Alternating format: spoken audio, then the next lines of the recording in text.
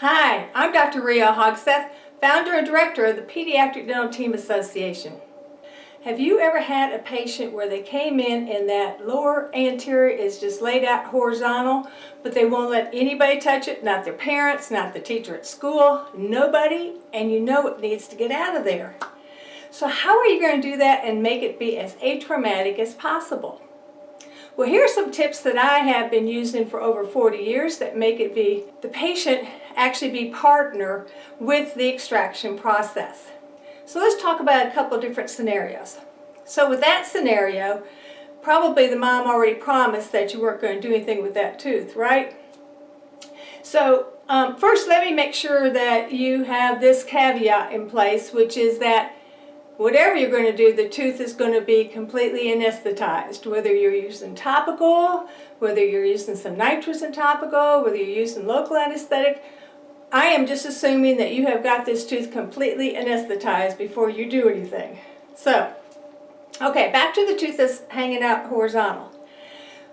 What we want to do is certainly get in there and distract the kiddo as much as we can, and I know you already know this, and you get in there and put a piece of gauze on there and just say, let me dry it off and see how wiggly it is, and then you quickly extract the tooth, if you can.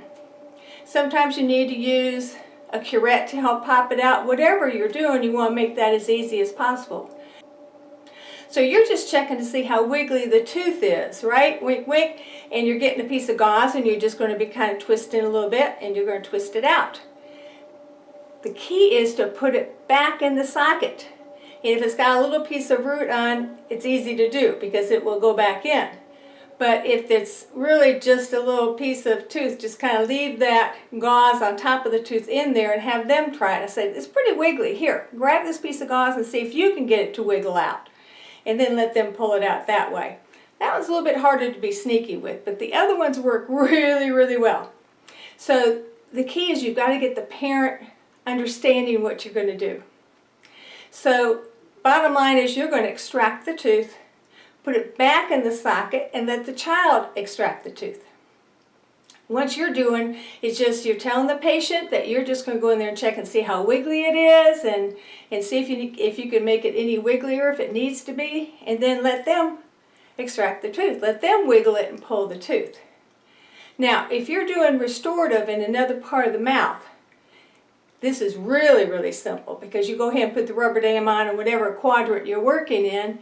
Make sure the tooth that you're extracting is well anesthetized, and while you're putting the rubber dam on there and messing all that kind of stuff around, that's when you can extract the other tooth and put a piece of gauze back on top of it and they'll be clueless. Now sometimes it's really easy to do that. Either put a cotton roll down if it's a lower anterior, let's say, or an upper anterior.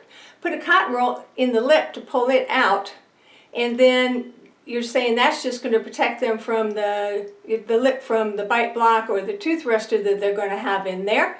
So you're just protecting to make sure they don't do anything.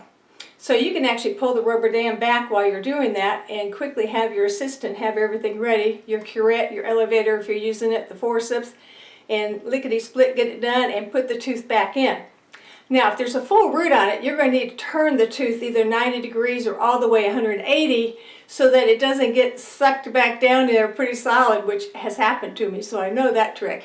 So turn it around completely, put the gauze back on top of it, put the rubber dam back over it, and get on with the rest of the restorative you're going to do.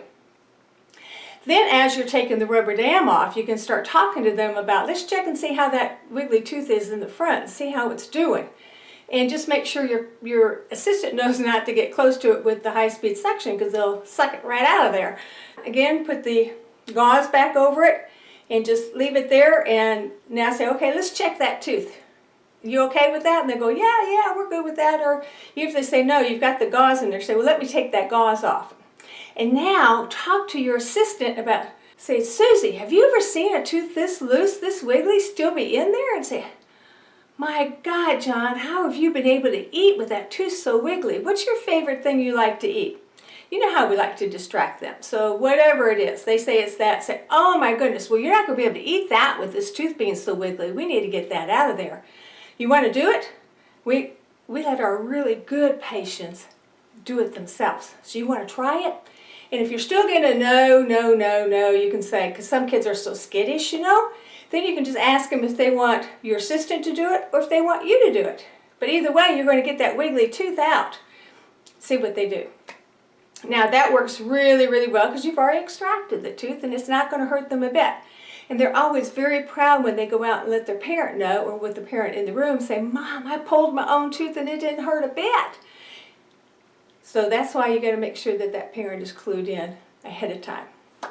So if it's in the posterior and you're doing your restorative, just do all the restorative and then get in there and the last thing you do is extract that tooth and put it back in the socket. So if molar with some roots on it, you're going to need to twist it just however you can get one or two of those roots back in the socket, put the gauze back on top of it, take the rubber dam off and just let them bite down on that.